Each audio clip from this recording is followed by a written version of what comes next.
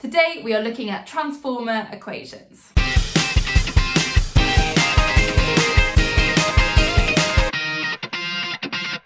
Okay, so last time we looked briefly at how a transformer works. We got to the end of our video and we asked ourselves, what's the point? So the point is that a transformer helps to change the size of the alternating voltage. Transformers can make your input alternating voltage larger, or they can make it smaller.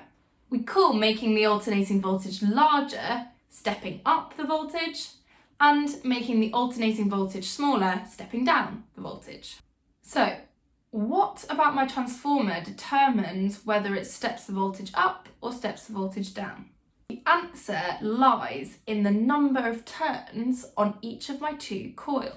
If the number of turns on your secondary coil is larger than the number of turns on your primary coil, you will step the voltage up. This is called a step-up transformer. And if the number of turns on your coil on your secondary is smaller than the number of turns on your primary coil, then this is called a step-down transformer and it steps the voltage down.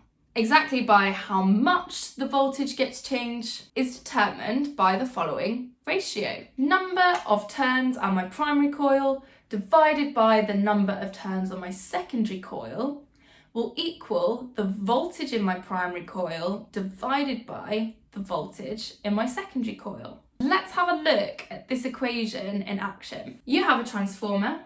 It has an input voltage of 100 volts and 30 turns on the primary coil. The number of turns on the secondary coil is 105. You need to work out what the output voltage will be.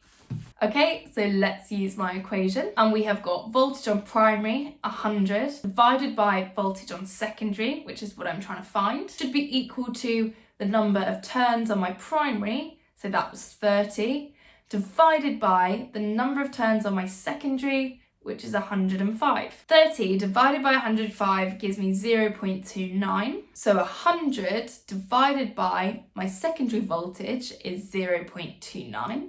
So my secondary voltage is 100 divided by 0.29, which gives me 350 volts. Okay, so that's all about the voltage. And be very clear, when you're using the words step up and step down, you are talking about the voltage and not the current. So what does happen to my current? Well, we need to think about the fact that my power that I put into my transformer must be equal to the power that I get out of my transformer. And that's to do with conservation of energy. Now, my power equation, which you could recall from your work on electricity, is equal to current multiplied by voltage. So let's use this equation, but in the context of transformers, to help us find some currents. Okay, and I'm going to take the previous example where I had this transformer. There was 100 volts in my primary